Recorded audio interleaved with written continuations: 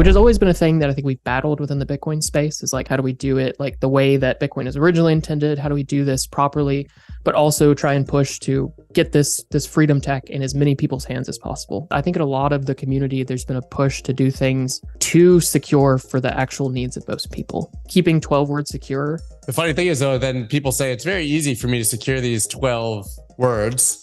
And then they put them into somewhere secure like, I don't know, LastPass. Privacy is more important than ever, although people seemingly want to give away all of their private information and share everything they're doing online. But in the future, as governments continue to crack down on social media, on your privacy, on your ability to transact, you're going to need tools to help keep yourself private. Seth For Privacy is an advocate in the space. He was the whistleblower on Ledger Recover and has gained a major voice now in the space, giving really good, solid ideas on how you can live a normal life, but also remain private. That's dope.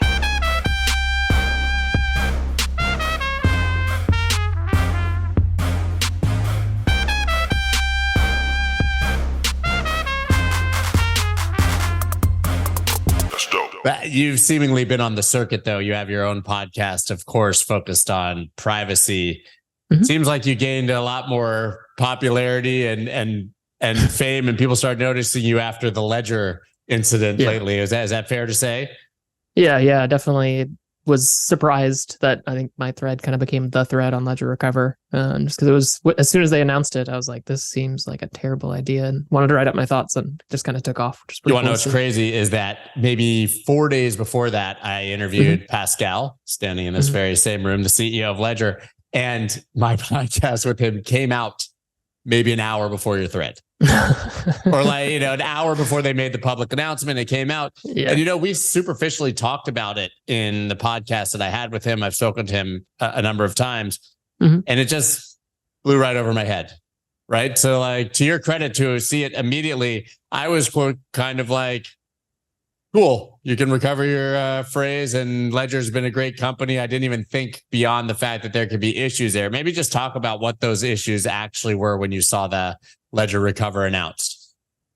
Yeah, I mean, I think for most people, they'd kind of been teasing out that Ledger Recover concept for a while. I think they had revealed some of it to like Wired or something like that. So people had like a loose idea of what Ledger Recover would be, but then I think it kind of ended up being two interesting pieces that made it a more painful launch for them. Is that they accidentally leaked it early with some details that got people starting to think about like maybe there are some problems with this approach before Ledger like had their proper kind of PR campaign in full swing. But when they did reveal it, I think the really big thing that jumped out to me is it revealed that there's a big values difference, I think, between Ledger as a company and most Bitcoiners. Now, obviously, that doesn't necessarily hold true for everybody within Ledger or anything like that. I'm not speaking about specific people there, but it showed that I think a lot of their values are around driving profit for them and driving mass adoption at all costs, which has always been a thing that I think we've battled within the Bitcoin space, is like, how do we balance doing things the right way? How do we do it like the way that Bitcoin is originally intended? How do we do this properly, but also try and push to get this freedom tech in as many people's hands as possible, because it ultimately is something that brings freedom. But when I looked at Ledger Recover, the biggest problems are that when you go ahead and use the service, and it is opt-in, so clarifying that for everybody. I know that was an initial confusion that people thought it was something that was enabled for everybody. It is theoretically opt-in, but the big problems are it is closed source in nature. And so for people who aren't familiar, there's this concept of open source and a free and open source movement. That means that the things that we build, for those who adhere to that idea, should build them out in the open, build them in a way that others can build on top of them, review what's going on. Ledger as a company has been closed source with the majority of the firmware on Ledger and a lot of their software for a very long time. So it's never been a core piece of what they do. But because Ledger Recover is closed source, we can't verify any of the way that it works in practice. They did say they're going to change that and open source the protocol before it actually goes live after all the pushback that they got. But that's an important caveat. The other main problem is this reveals to people that Ledger could and always could have, in theory, gotten the seed phrase off of their devices, because the basic way that Ledger Recover works is you connect it to this Recover app, you log in, you give over a selfie into this identity verification. And then once you do that, you confirm a prompt on your ledger, and your seed phrase is encrypted on the ledger, again, theoretically, because it's closed source, but I would expect that it is how they do it. And then that's uploaded to Ledger and then to other custodians. So that opens up a lot of other risks where you have to now give up all of your personal identifying information to these companies and to a third-party broker to be able to use this service. And then you've ultimately changed the threat model really around your Bitcoin. Because not only now do you have to secure your ledger, but even if your ledger is securely at home, no one gets it, no one gets access to it, no one gets access to your seed phrase. If the US government, for instance, went to Ledger and their other custodians, who are all kind of within the realm of subpoena, they could ask them to give over the private keys of a specific individual, and those companies could easily collaborate and give that over. So it opens up risk of loss of Bitcoin, theft of Bitcoin if a company like Ledger was hacked, since they do own the decryption keys for these shards. Opens up exposing your personal data to these custodians as well, and really showed people that Ledger is focused on mass adoption at all costs and was willing to kind of sacrifice the things that people thought that Ledger stood for in order to achieve that. It's a difficult situation because obviously, I mean, I think though that there are very few people who deeply care about their privacy and securing their Bitcoin in a manner that this would offend them, right? Even finding out, yes, there was this uproar among a certain part of the community, but I would argue that most people who will come in when we have mainstream adoption will be leaving their coins on exchanges or want them like custodied at Fidelity or BNY Mellon or something, right? And so how do we actually even talk about mainstream adoption if our expectation is that people will care so passionately about their privacy and custody that they will go through these absurd lengths? And it is absurd, to be honest. Listen, and I'm very, very, very passionate about self-custody. I have multi-sig. My stuff is geographically dispersed. Like, I'm very passionate about it, but I also think I'm nuts. And when I tell the people in my life what I do to secure my Bitcoin, the few who I trust, they think I'm nuts, right? So where's the happy medium there? I mean, maybe Ledger Recover is the happy medium because it's opt-in and people are comfortable with that level of risk. Yeah, I think there's kind of two main responses I'd have to that. One of them is that I think the difficulty of self-custody has somewhat been overblown, because I think in a lot of the community, there's been a push to do things too secure for the actual needs of most people. Of course. I think a really good example of that is multi-sig, and that multi-sig is a fantastic tool. It's one of the most kind of unique aspects of Bitcoin because of all of the things that it enables us to build on top of it, the way that it works for companies, the way that it helps specifically high net worth individuals. But multi-sig adds a lot of complexity. And I think a lot of times we've seen Bitcoiners pushing new entrants to the space straight into like, oh, well, you need like a multi-sig setup, 2 out of 3 different hardware wallets. And like that. Yeah. Nobody's it's not doing attainable. That. They're not doing that like their first day. Yeah, I definitely agree. And I think that's part of it, is that a lot of people have kind of been scared off initially and said like, I can't self-custody, rather than approaching it from a much more simplistic perspective of really worst case self-custody is keeping 12 words secure. That's pretty much it. So that's not necessarily easy, but it's also not this crazy high barrier of entry. But I think even when it comes to that, there's some unique ways that we can start to abstract away from seed phrases in a way that doesn't give up your seed phrase to a third party in plain text, or that doesn't do something that you don't have total control over. So there's some interesting ways where we can do things like we can encrypt a seed phrase locally with a key that you control using open source software that anyone can verify how it works, and then store it into and encrypted in something like Bitwarden or something like iCloud Keychain, and a tool that by default make sure that only you have access to that no matter what, even if the company that you're choosing to store this with got a subpoena or something like that. They would have no technological ability to turn over this data. So I think there's some really unique approaches we can take, and it's something we've been working on at Foundation, especially for like mobile wallets, because there's a different threat model for mobile wallets than like your long-term wealth that you'd store in something like a hardware wallet. But even that worst case of keeping 12 words secure, I don't think is really that crazy when people kind of come down to it and realize that most people are not needing to protect against someone knowing they have Bitcoin, knowing their address, coming to their house and hitting them with a $5 wrench. Where that's where really kind of the multi-sig concept starts to help, and that there's no one person you can go to. Yeah. I mean people like you have a figure in your space and you're sitting here having conversations about Bitcoin, you obviously have to go to extraordinary lengths to secure it.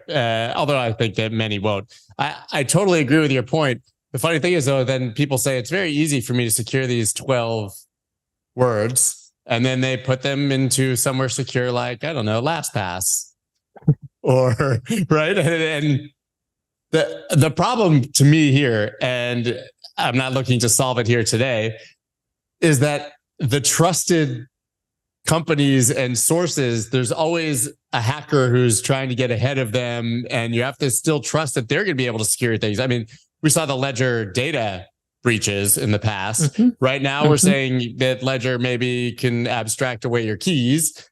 Who can you trust? Like, that's the thing, is every time you see one of these trusted parties, a LastPass or one of these, get hacked, you think, well, can I trust the one that I'm using? Or should I be questioning even the most secure by consensus?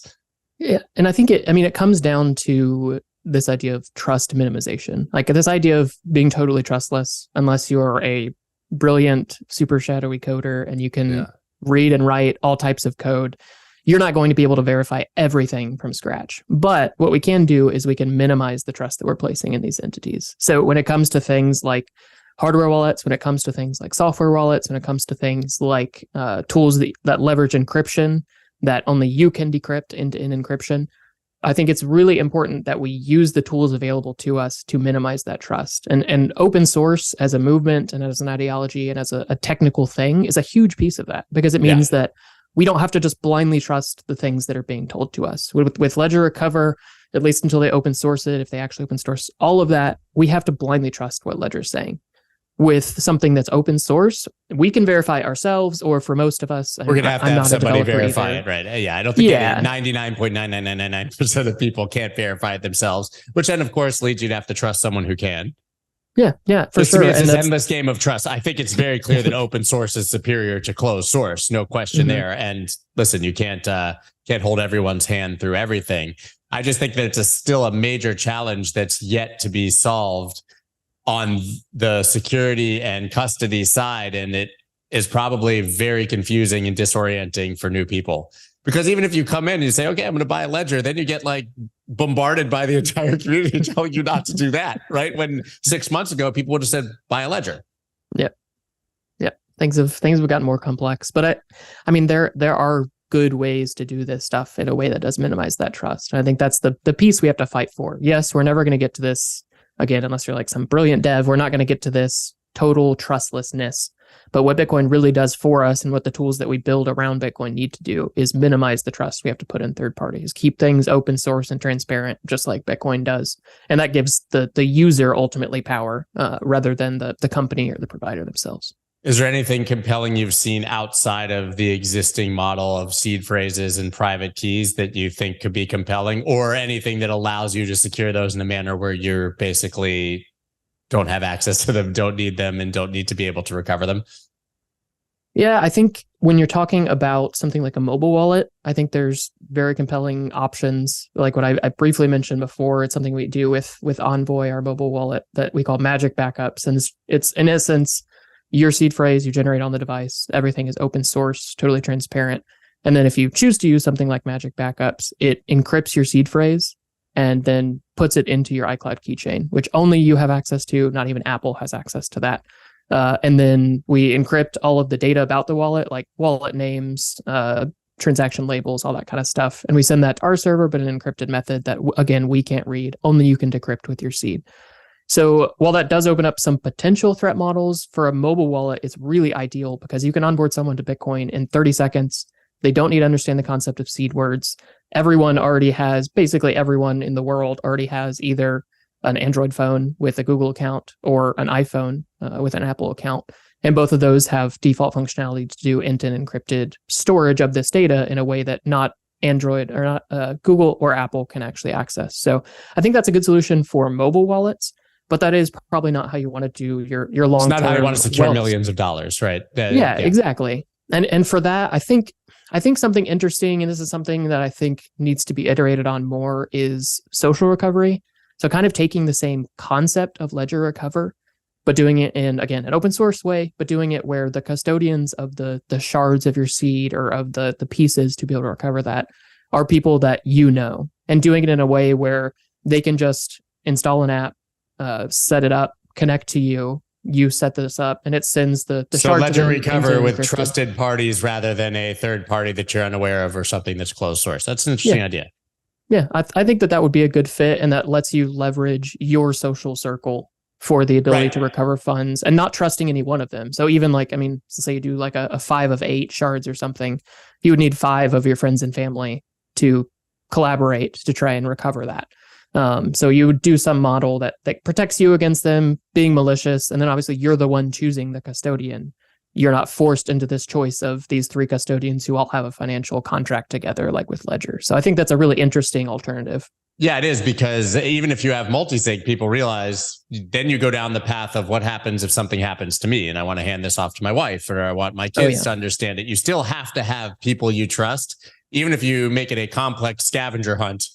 You have to have people you trust who eventually are going to have access to these things and have access to your wallet, because one day you might not be there. What do you think of MPC? I think it will be interesting as it's proven out more,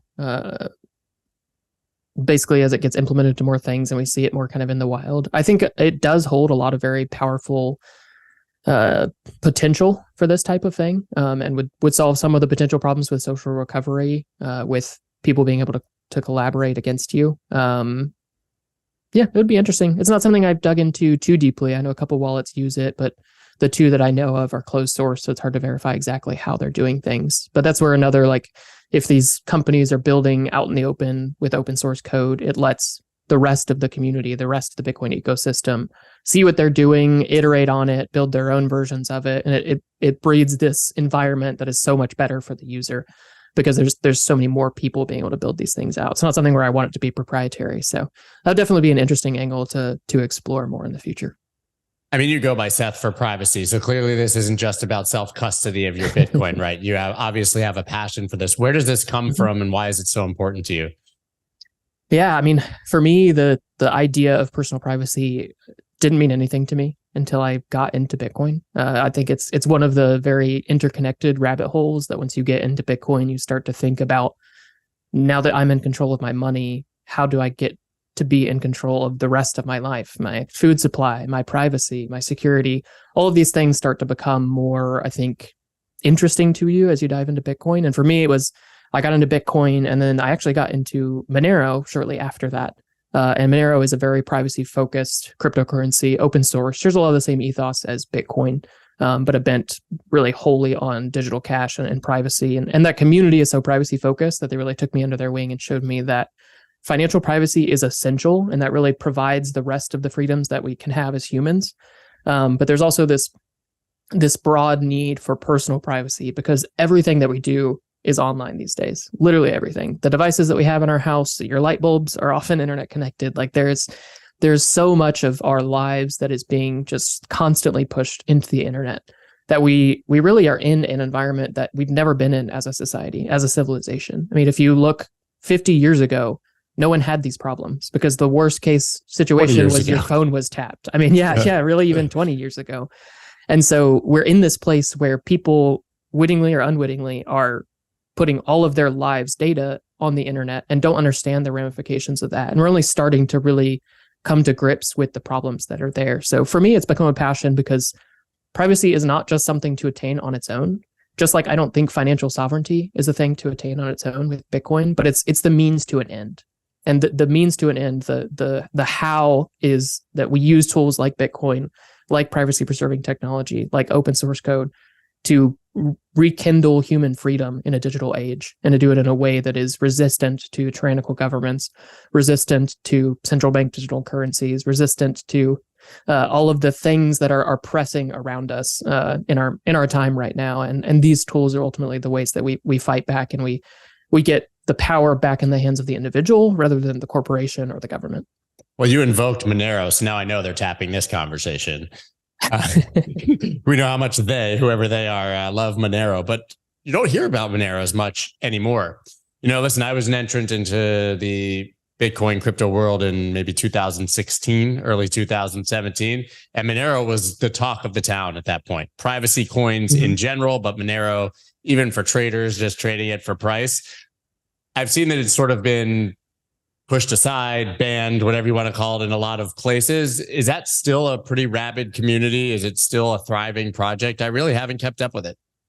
Yeah, it absolutely is. And I think depending on kind of what the current news is, you'll see Monero mentioned more or less. But it's a rapidly growing community. The project has been continuing to iterate and improve on the protocol itself, the implementations. A lot of the ecosystem has grown. A lot of merchants have started to adopt it. So it's definitely something that's vibrant. It's just, I think it falls by the wayside a lot of times because there's a lack of a focus on personal privacy and on financial privacy. Yeah, I mean, the number one rule of Monero is never tell anybody that you're using Monero, which is also a problem. It's all these very, very privacy oriented individuals behind it. So a lot of times the kind of the social and the marketing aspects have fallen behind. So that's where a lot of the work that I've done in the past 4 or 5 years has been to try and help out Monero in that aspect, because I'm not a developer, but I'm technically minded.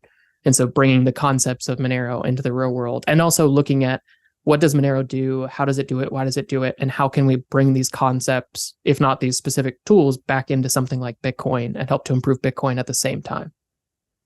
I mean, as a Bitcoiner, there's a lot of them who would say Monero is a shitcoin. Don't touch it because it's not called Bitcoin, right? But it seems like you get away with it. Yeah, I mean, I think part of it is I have never been like price focused or speculation focused. Right. So when I'm talking about it, I'm only talking about these tools, Bitcoin and Monero, as tools for freedom. And so ultimately, when I'm talking about them, I try to be very nuanced with Monero. There are different choices made in Monero that may make it a better or worse tool for specific use cases than Bitcoin. And I view it as really an immensely powerful tool for freedom for today, because it's very easy to use in a privacy preserving manner. And that's something that's tricky with most other cryptocurrencies, Bitcoin included. It's not easy to use Bitcoin in a privacy preserving way, which is something I'm passionate about fixing, and a foundation we're passionate about fixing it. But it is really kind of, I think, the coming storm within Bitcoin is the kind of privacy wars and how we're going to handle improving this, because the freedom that we can get from a financial tool like Bitcoin will ultimately be limited if there's not a way to use it in a privacy preserving manner, because the people who want to shut us down or to take away freedoms will be able to see how it's being used and who's using it, and crack down on a lot of the kind of the edge cases, the ecosystem, the merchants, that sort of thing. So yeah, I think a lot of it is really just that when you look at Monero, its ethos is very similar to Bitcoin: fair issuance, proof of work.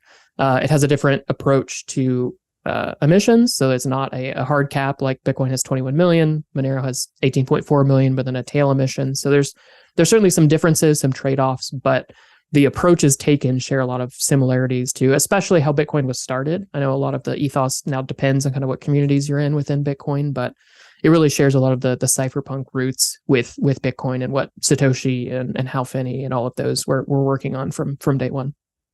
I'll take it. I accept it. You're allowed.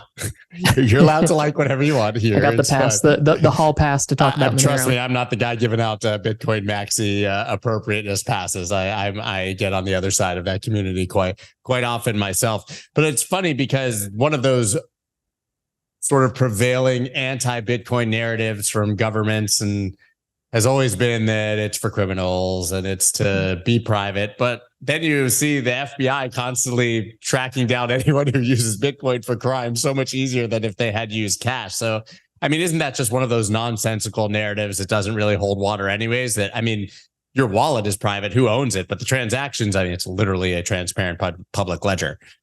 Yeah, and I mean, there are certainly ways to use Bitcoin in a way that does preserve your privacy, especially like the folks at Samurai Wallet have built out fantastic tooling that helps you to use it in a privacy preserving way. Lightning Network provides some potential improvements to privacy depending on a lot of factors.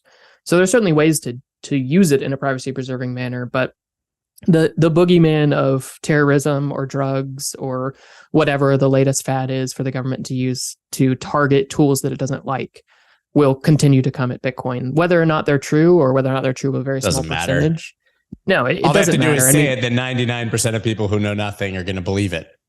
Yeah. And if you want to talk about what tools are used to commit crimes, the US dollar and banks are the main source of money laundering, of drug-related crimes. All of these things are driven by the dollar, not by Bitcoin. It's a very, very, very small percentage of those things. And even if a technology enables some sort of bad actors, that doesn't mean that the overall impact for humanity is lost. I mean, if you look at literally any technology that we use today, the first adopters were almost always criminals, and then people started to understand, okay, this thing actually has a broad impact for yeah, exactly. I mean, exactly.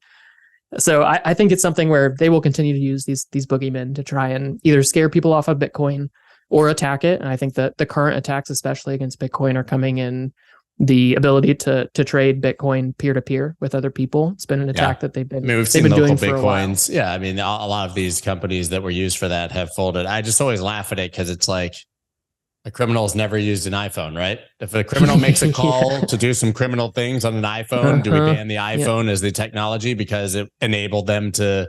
Nobody would ever float that notion, right? So it's just patently absurd and a silly narrative. I want to talk about something you said before, though. You were talking about privacy and individuals giving up their privacy. You said wittingly or unwittingly. Seems like 99.9% of the time it's wittingly. And either people or someone believes they care about privacy literally while like using their face on their phone to, open it up, right? We know that if you're using these technologies that you probably have minimal privacy. Then you get this pushback from the government with things like the Restrict Act, right? Which is skinned as ban TikTok, but actually is violating every privacy you could possibly imagine online and attaching huge monetary and potential jail time penalties to it. The Restrict Act was huge talk a couple months ago. It seems to have disappeared, but it hasn't. So Have you been looking at that? Have you been tracking it? Yeah. I mean, the whole crux of what the US government and what pretty much every Western government wants to do is have privacy for themselves and not for you. They want to prevent data from getting into the hands of their enemies, but they want to collect all of that data. I mean, even this last week, we've seen that the US government has been collecting very, very sensitive information on citizens illegally for years and storing it for their own use later on. So this is very much something where the US government has shown that they do not care about your privacy. They just care that they have all your data and China doesn't, or Russia doesn't, or whatever the latest boogeyman there is.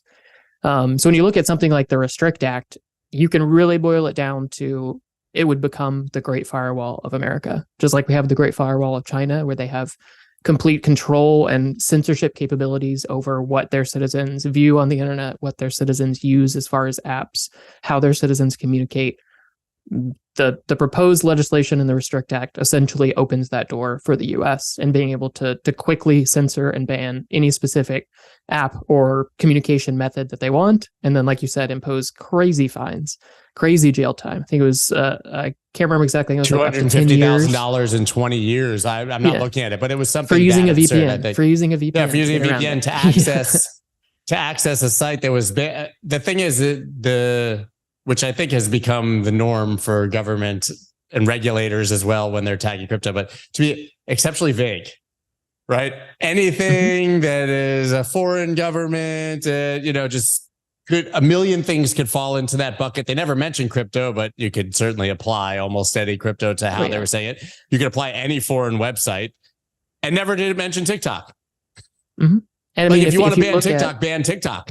Which, by the way, I disagree with, right? Because I don't think you should ban a social media platform if people are willingly using it. But just pass something that says TikTok specifically is, a Chinese spy app that is people that they're using to spy, and you would like to ban that. Don't say we're going to ban everything into the future that we deem inappropriate for you. I mean, it's really 1984 Big Brother stuff. Yeah, and I think a lot of it too is setting the precedent is an immensely important part of it. So if the government is able to get through something that allows them to ban TikTok, even if it was more tame than the Restrict Act, that opens the door. Because if you can argue and pass something that bans a specific app because it does something that you don't like, you can ultimately do that for anything. And I mean, we've seen that even within cryptocurrency when we talk about like privacy preserving tools. The Tornado Cash sanctions by the US Treasury were absolutely insane, far beyond anything we've seen. And they do the same thing in that they use this boogeyman of North Korean hackers are using this to get funds through using the privacy preserving tools of Tornado Cash. But even them in their own press releases, they could only link something like 7% of the usage to these North Korean hackers. So 93% of the users of Tornado Cash are perfectly legitimate as far as the US government was concerned, but they still sanctioned the entire tool. And that's something that they will gladly shut down the privacy of individuals in order to shut down one specific perceived threat to national security. Even if there's not really a threat to national security. It's a crazy thing, and it's something where thankfully we still have some control over the government in the US, but we'll lose that if we allow things like the Restrict Act through, because the ability to organize, the ability to protest, the ability to communicate can quickly fall through when something like that is reality. Yeah, giving away your freedoms is a very slippery slope. And I find specifically with privacy, it's a one-way street. And you never get it back. Yep. Nope. And we've seen that with COVID, with a lot of the restrictions, that once you give up those specific powers, depending on where you're at, it's something where the government is very, very good at adding on new powers to themselves and very, very bad at removing them. So it's very, very unlikely that once something is granted to the US government or any other kind of modern government, they're going to relinquish that when whatever the pressing issue or boogeyman at the time is. At least they used to call it cool, like Go America names like the Patriot Act and stuff. Now it's just like Restrict Act. The next act will be We're Watching You Act. The PR team for that one, I don't think was very strong. No, questionable. So listen, knowing that this is likely the truth about our governments and all governments, and knowing which direction this is headed, what are some very basic, pragmatic things that the individual can do? I think everyone listening to this knows buy Bitcoin, maybe these things, but what other things can people do to help, at least at the very basic level, protect their privacies, not give it up to your government and corporation at every turn? Yeah, I mean, I think to add one thing onto the concept of buying Bitcoin, it would be, if at all possible, buy Bitcoin on an exchange that doesn't require your personal information to be able to sign up, that doesn't require you to give over that KYC data, as it's often called. Because if you don't do that, if you're able to avoid giving over your personal information, Bitcoin actually becomes usually a good enough tool for privacy, because there's no direct link between your identity and your on-chain activity. So that's kind of the first step. And that gives you a huge advantage over the rest of people using Bitcoin through KYC exchanges like Coinbase or whatever. So I think that's an important one when you're looking from the Bitcoin perspective. When you're looking broader personal privacy, some of the biggest ways that you can have some large impact on what data you're putting out into the world without really sacrificing a lot of quality of life is using a better privacy preserving browser. There's some really good tools, from Brave browser to Mullvad introduced their own. It's a little bit more hardcore, so it's probably more hardcore for most people, but something like Brave browser or Firefox with some tuning will allow you to block a lot of the tracking that's common online, allow you to block a lot of the privacy invasive methods that are just everywhere on the internet. So that's a really big one. I think past that, using privacy preserving messengers like Signal is a really big step forward. It's something where it can be tricky initially to get friends and family on there if they're not already using it. But once you do get them on there, it provides a large privacy boost, because the things that we talk about with the people that we love and respect and are friends with, and those intimate details are very useful against us in the future, potentially. Not necessarily, but potentially. And even unwitting comments can be something that's problematic in the future. So being able to have that communication in peace, in privacy, also just allows us to be more honest, to be more human, to be more transparent, where we're not thinking about what will the Facebook employee who's reading this messenger message say about me. How will they social engineer me to SIM swap me and steal the very Bitcoin that I was using for my privacy? Yeah, I mean, I've been SIM swapped multiple times.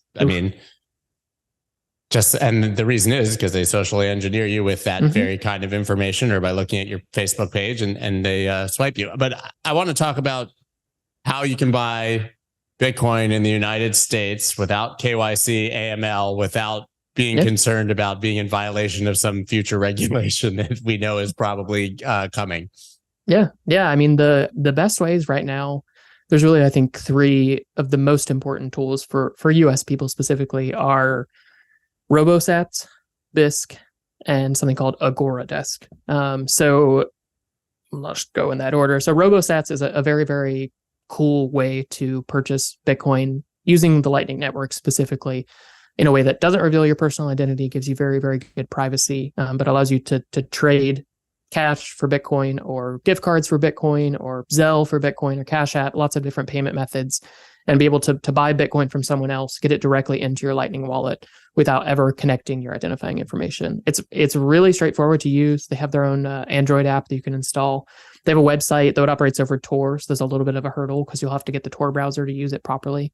But that's a really cool tool that's been taking off and becoming a lot more popular. The second one is Bisq, which is it's a little bit more hardcore, so it can be harder to recommend for new people to Bitcoin. If you're already an experienced Bitcoiner, it's not going to be daunting at all, I don't think. But it has that same purpose where it's totally decentralized, a little different than RoboSats and others, and that no one runs it. It's run on a node of a volunteer or a network of volunteer nodes, just like Bitcoin. And that lets you, again, find other people who are selling Bitcoin. You find one that's using the payment method you want to pay with.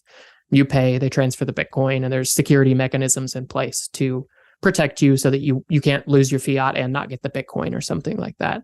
And then the third is called Agora Desk, and it's really a re-implementation of local Bitcoins. It's very similar. So if you were familiar with local Bitcoins in the past, it'll be very familiar to you. And it's a website you can go to, either kind of ClearNet or over the Tor network, set up an account, and then again, just find other Bitcoiners who want to sell Bitcoin, buy directly from them.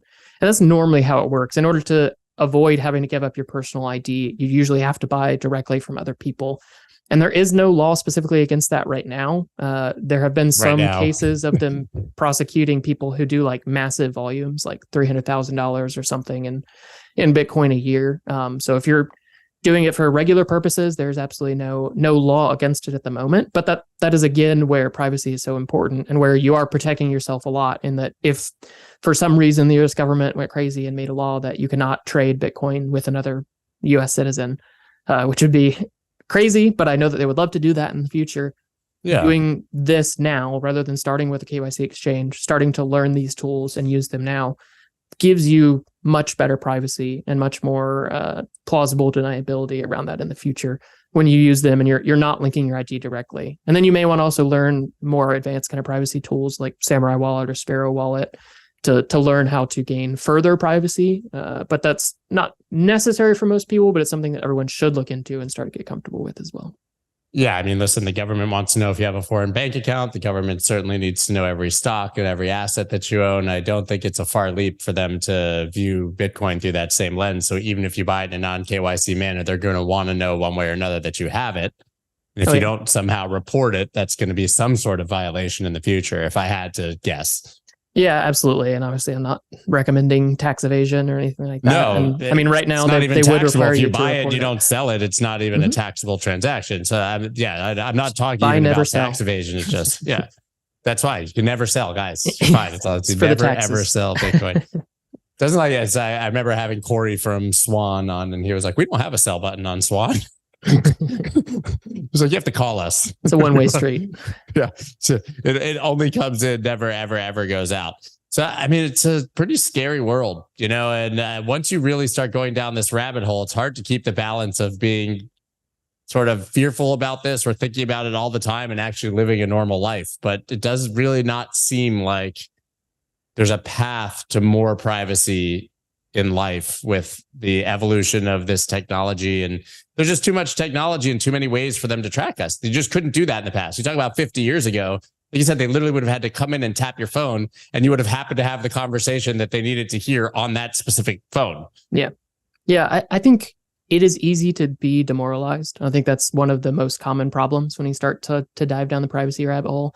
That's why a lot of times my first recommendation to people wanting better personal privacy is find a community who shares your views so that you can have people to back you up and to talk to you and talk you down from the crazy privacy things that might make your life too difficult or too closed off from the world. So it's definitely hard, but I think there are so many reasons for optimism as well.